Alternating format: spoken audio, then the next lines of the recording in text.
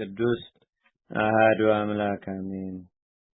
አንድነቱ በሶስትነቱ የማይከፈል ሶስትነቱ በአንድነቱ የማይጠቀለል ለመላእክት ምስጋናን ለሰው ልጅም እህልን ለአራዊት ስጋን ለእንስሳት ሳርን ለአዋፍና ለትሎችም ፍራፍሬንና ቅጠላ ቅጠልን የሚመግብ ከኛ ዘንድ ምስጋና የሚገባው እኛን ከክፉ ነገር ሁሉ እንዲያድነን ልመናችንን የምናቀርብለት እንዲሁ እርሱም ቸርነቱን የሚልክልን አንድ አምላክ በሚሆን በአብ በወልድ በመንፈስ ቅዱስ ስም አምነን በነሐሴ 19 ቀን የሚነበብ የሚጸለይ የመልአኩ የቅዱስ ገብርኤል ድርሳን ይህ ነው።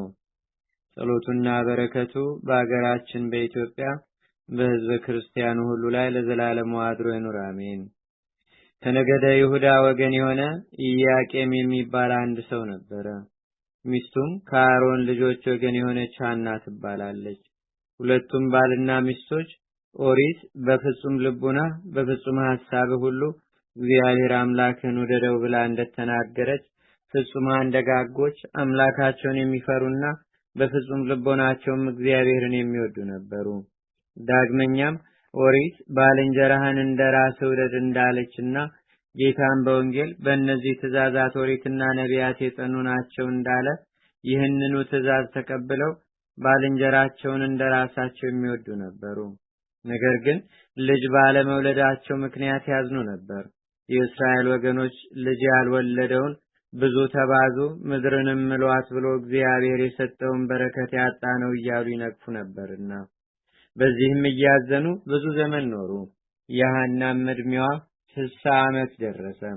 ከዕለታት በአንድ ቀንም የአይሁድ በዓል በሚከበርበት ጊዜ ከእስራኤል ወገን ሮቤል የሚባል መጥቶ ኢያቄምን አንተ ልጅ ያልወለድክ ዘር የሌለህ መካን መስዋዕት ልታቀርብ አይገባህም አለው። ኢያቄምም ይህን በሰማ ጊዜ ለእስራኤላውያን ሁሉ ልጆች አሏቸው፣ እኔ ግን ልጅ ስለሌለኝ ይህ አይነቱ ነቀፋ ደረሰብኝ እያለ በጣም አዘነ። እርሱም ሮቤል የሰነዘረበትን ነቀፋ ለሚስቱ ሳይነግር 40 ቀንና 40 ሌሊት በመጾም እግዚአብሔርን በጸሎት ለመለመን ወደ በረሃ ገባ።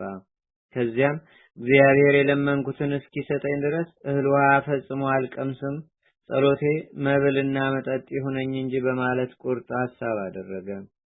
ሚስቱም እንደዚሁ እግዚአብሔር ልጅ ይሰጣት ዘንድ ከቀኑ 9 ሰዓት ሲሆን ጸሎት ለማድረስና ለእግዚአብሔርም ታመለክት ዘንድ እያለቀሰች ወደ ቤተ መቅደስ ሄደች። በምትሄድበትም ጊዜ ታላቅ ዛፍና በላዩም ላይ ወፎች ከልጆቻቸው ጋር ጭው ጭው እያሉ ሲጨዋወቱ አየችና አቤቱ ፈጣሪ እነዚህን ፍጥረታት ባርከህ እንዲባዙ ያደረካቸው የኔንም ልመናዬን ስማ። አቤቱ እኔ ባሪያ በምን መሰላለሁ? በብቸኛ ወፍ ነውን? ለወፎችስ እንኳ ልጆች አላቸውና በእንስሳት ነውን? ወይስ በአራዊት የምመሰለው? ለነሱም ደግሞ ልጅ አላቸው። እንዲሁም በምድር ላይ እንዳልመሰል ምድርን ፍሬ ትሰጣለች። እንግዲህ በምን መሰላለሁ እያለ ታለቅስ ጀመረ። በእንደዚህ አይነት በአንቃደው ልቦና በሰቂላ ህሊና እያለቀሰች ሳለ የእግዚአብሔር መልአክ ቅዱስ ገብርኤል ከሰማይ ወርዶ በፊቷ ቆመና እነሆ እግዚአብሔር ጸሎትሽን ሰምቷልና ትጸንሻለሽ አላት። ጌታዬና አምላኬ ሆይ ልጅ ከሰጠኸኝስ ባለህ የሕይወት ዘመን ሁሉ ለቤተ መቅደስ አገልጋይ እንዲሆን ብጽዓት ሰጥቻለሁ አለች።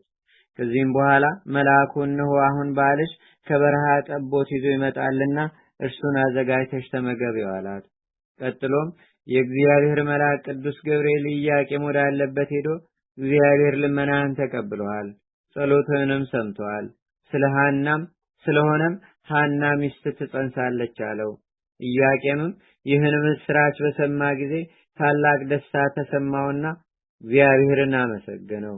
የመንጋውንም ጠባቂዎች ጠርቶ ለፈጣሪ ለእግዚአብሔር መስዋዕት የማቀርበው 2 የበግ ጠቦት አምጦልኝ አለና የመንጋውን ጠባቂዎች አስከትሎ ወጣ። ሐናም በቤቷ በራፍ ላይ ቁማ ተጠብቀው ነበርና ባየችው ጊዜ አንገቱን አቅፋ ይዛ እግዚአብሔር እንዳዘነልኝና ይቅር እንዳለኝ እንደዚሁም በታላቅ ቡራኬ እንደባረከኝ ያውቃልን? እነሆ ከዛሬ ጀምሮ እኔ መካኒቱ መካን አልባልም፣ ልጅ የሌላት ጸንሳለችና አለችው። ኢያቄምም እቤቱ ገብቶ የአንድ ቀን ረፍት ካደረገ በኋላ በማግስቱ ለመስዋዕት የሚቀርበውን ይዞ ሲሄድ እግዚአብሔር እኮ መስዋዕቴን ከተቀበለልኝ ፊቴ በቤተ መቅደሱ ውስጥ ባለው አክሊል መጽሔት ያንጸባርቃል በቃሉ ብሎ አሰበ። በምስዋው ላይ የሚቀመጥ መጽሔተ አክሊል በቤተ እግዚአብሔር ውስጥ ስለነበረ ከእስራኤል ልጆች ወገን እያንዳንዱ የቁርባን መስዋዕት በሚያቀርብበት ጊዜ እግዚአብሔር መስዋዕቱን የተቀበለለት ሰው ፊቱ እንደ መስታወት በመጽሔተ አክሊሉ ላይ ያንጸባርቅ ነበርና፣ መስዋዕቱን ካልተቀበለለት ግን ፊቱ በመጽሔተ አክሊሉ ውስጥ አይታይም። አሁን ግን ኢያቄም መስዋዕት ባቀረበ ጊዜ እንደ መስታወት ታይታ ፊቱ በአክሊሉ ውስጥ ተቀርጾ አየውና እርሱም እግዚአብሔር ይቅር እንዳለኝና ጸሎቴንም እንደሰማኝ ያወቀው ልመናዬንም ተቀብሎ ልጅም እንደሰጠኝ ተረዳው አለ። ከዚህም በኋላ ኢያቄም እግዚአብሔርን እያመሰገነ ከእግዚአብሔር ቤተ መቅደስ ተመልሶ በደስታና በክብር ወደ ቤቱ ገባ። ሐናም በዚሁ ጊዜ ጸነሰች። ከጸነሰች 6 ወር በሆናት ጊዜ መጽነሷ ስለታወቀ ዘመዶቿ ሊጠይቋት መጡ። ከዘመዶቿ መካከል አንዲቷ ዓይነ ስውር ነበረችና መጽነሷን ለመርዳት የሐናን ሆድ በዳሰሰች ጊዜ ዓይኗ በራላትና ብርሃን ለማየት በቃች። አይሁድ ግን ይህን ባዩ ጊዜ ዛሬ ሐና ጸንሳ ሳለች በማኅፀኗ እውር ያበራች በወለደችማ ጊዜ ምን አይነት ተአምር ታደርግ ይሆን? እንግዲህ ኢያቄምና ሚስቱ ሐና በሀገራችን ላይ ነግሰው እኛን ሊገዙ አይደሉምን? ኑ በድንጋይ ወግረን እንግደላቸው በማለት ሴራ ጠነሰሱ። መንፈቀ ሌሊት በሆነ ጊዜም የመላእክት አለቃ ቅዱስ ገብርኤል ከሰማይ ወርዶ እናንተ የከበራችሁ ሐናና ኢያቄም ሆይ ፈጥናችሁ ከዚህ ተነሱ አላቸውና ወደ ሊባኖስ ተራራ ወሰዳቸው። በዚያም አምላክን የወለደች እመቤታችን ቅድስት ድንግል ማርያም ተወለደች። የእነዚህ ቅዱሳን ጸሎታቸውና በረከታቸው የብርሃን እናቱ የልጃቸው አማላጅነት እንዲሁም የትጉሃን አለቃ የሚሆን የመልአኩ የቅዱስ ገብርኤል ልመናውና በረከቱ አገልጋዩ በሀገራችን በኢትዮጵያ በሕዝበ ክርስቲያኑ ሁሉ ላይ ለዘላለሙ አድሮ ይኑር፣ አሜን። ልመናው አማላጅነቱ በሀገራችን በኢትዮጵያ በሕዝበ ክርስቲያኑ ሁሉ ላይ ለዘላለሙ አድሮ ይኑርና የመላእክት አለቃ ቅዱስ ገብርኤል ያደረገው ተአምሬ ነው። በሊቀ መላእክት ቅዱስ ገብርኤል ስም በተሰራች ቤተክርስቲያን የሚኖር አንድ ኤጲስቆጶስ ነበር። በአንድ ታላቅ የበዓል ቀን ቅዳሴ ሰርቶ በነበረበት ጊዜ ሕዝቡም ሁሉ ተሰብስበው ሳለ የእግዚአብሔርን ቃል ያስተምራቸውና የቅዱስ ገብርኤልንም ክብር ያስረዳቸው ጀመረ። በዚሁ ጊዜ የሊቀ መላእክት ቅዱስ ገብርኤል ታላቅነት በሚያደንቁበት ጊዜ ሰዎች አንድ በሰይጣን ወጥመድ የተያዘ ሕመምተኛ ሰው ይዘው መጡ። ከዚያም በሊቀ መላእክት ቅዱስ ገብርኤል ቤተክርስቲያን ውስጥ ባሉት 2 አዕማድ መካከል ካስቀመጡት በኋላ በቅድስት ሥላሴ ስም ልዩ የሆነ ምስጋናን በማቅረብ እጅ ነስተው ትተውት ሄዱ። በዚያም የነበሩ ሰዎች በምሰሶዎቹ መካከል ተጥሎ የነበረውን ድዌ ወይም ሽባ ሰውን እየተመለከቱት ሳለ ከአምዱ ከመነጨው መዓዛው እጅግ የሚጣፍጥ ዘይት ተቀብቶ በዚያችው ሰዓት ከደዌ ድኖ ተነስቶ በእግሩ ቆመ። የተሰበሰቡትም ሕዝብ ሁሉ እግዚአብሔር ያደረገውን ተአምራት ባዩ ጊዜ ታላቅ ምስጋናን አቀረቡ። ሊቀ መላእክት ቅዱስ ገብርኤልንም አከበሩት። የዳነው ሰውም በቅርብ ሆኖ ለማየትና ከምሰሶዎቹ ዘንድ ለመድረስ አንዱ በአንዱ ላይ እስኪወድቅ ድረስም እየተሽቀዳደሙ ሄዱ።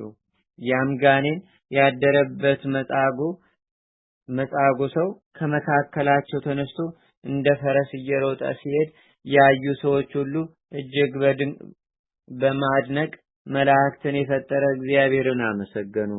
ለመላእክት አለቃ ለቅዱስ ገብርኤል ለሕዝበ ክርስቲያኑ ሁሉ ላይ በዘላለሙ አድሮ ይኑር፣ አሜን። እኛንም በጥምቀት የተወለድነውን ሁላችንንም በወዳጁ በሀገራችን በኢትዮጵያ በሕዝበ ክርስቲያኑ ሁሉ ላይ ለዘላለሙ አድሮ ይኑር አሜን። ጸሎቱ በረከቱ ከሀገራችን ከኢትዮጵያ ከሕዝበ ክርስቲያኑ ሁሉ ጋር ለዘላለሙ አድሮ ይኑርና የመላእክት አለቃ ቅዱስ ገብርኤል ያደረገው ተአምር ይህ ነው። ቁልቁልያኖስ የሚባል መኮንን አገረ ገዥም ሰማዕት ጢሞቴዎስን ለጣዖት እንዲሰግድ ጠይቆት አልሰግድም ስላለው ሰውነቱን ድኝ ቀብተውና በዛፍ ሙጫ ለስነው ከእሳት ውስጥ እንዲጨምሩ ታዘዘና እነሱም እንደታዘዙት አደረጉ። በዚያን ጊዜ የመላእክት አለቃ ቅዱስ ገብርኤል ከሰማይ ወርዶ ከተፈረደበት መከራና ስቃይ በብርሃናዊ ክንፉ ከልሎ አዳነው። አማላጅነቱ በአገራችን በኢትዮጵያ በሕዝበ ክርስቲያኑ ሁሉ ላይ ለዘላለሙ አድሮ ይኑር አሜን።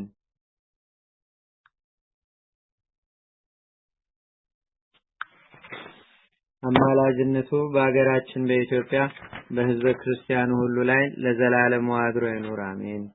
የሰማዕትነት አክሊል የተቀዳጀ ሰማዕት ጢሞቴዎስን ከእሳት ውስጥ በገባ ጊዜ ያዳንከው ከልለህ ክንፍህን ረዳት ሳትሻ የምትረዳ የተበደሉትንም የምትጠብቃቸው ቅዱስ ገብርኤል ሆይ ተአምራትህንና የታወቀ ቸርነትህን እናደንቅ ዘንድ አድነን። በግፈኞችም የተገፋን ሆነናልና እኛን ባሮችን ጠብቀን። የመልአኩ የቅዱስ ገብርኤል ረድኤትና በረከት አማላጅነቱም በአገራችን በኢትዮጵያ በሕዝበ ክርስቲያኑ ሁሉ ላይ ለዘላለሙ አድሮ ይኑር አሜን። አቤቱ ጌታችንና አምላካችን መድኃኒታችን ኢየሱስ ክርስቶስ ሆይ ከብልጽግናቸው ብዛት የተነሳ ብዙ መባ ካገቡት ይልቅ የደሃይቱን አነስተኛ መባ እንደተቀበልክ ለሁል ጊዜም የሚያገለግሉ አእላፍ መላእክትን እያሳሰብን በችግራችን ጊዜ የምናቀርብልህን ምስጋና ተቀበል። ቅዱሳን ነቢያት፣ የወንጌል ሰባኪያን ሐዋርያት፣ ሰማዕታትና ጻድቃን፣ ትጉሃን መላእክትና ፍጹማን ደናግል እንዲሁም ደጋጎች መነኮሳት ሆይ ልጅ አዋቂ ሳይለይ የምንሰበሰብባትን ይህችን ጉባኤ ቦታ ባርኩ። ይህን መጽሐፍ ወረቀቱን አዘጋጅቶ ብራና ደምጾ ብዕር ቀርጾ የጻፈውንና ያጻፈውን ወይም በማህተም ያሳተመውን ከግዕዝ ወደ አማርኛም የተረጎመውን ቃለ ንባቡንም በእርጋታ መንፈስና በተመስጦ ሕሊና የሰማውን ያደመጠውንም በደለኛና ሁሉን በአማላጅነቷ የምታስምር በጌታችንና በአምላካችን በመድኃኒታችን በኢየሱስ ክርስቶስ እናቱ በድንግል ማርያም ጸሎት ጌታችንና አምላካችን መድኃኒታችን ኢየሱስ ክርስቶስ ይቅር ይበለን ለዘላለሙ አሜን። አቡነ ዘበሰማያት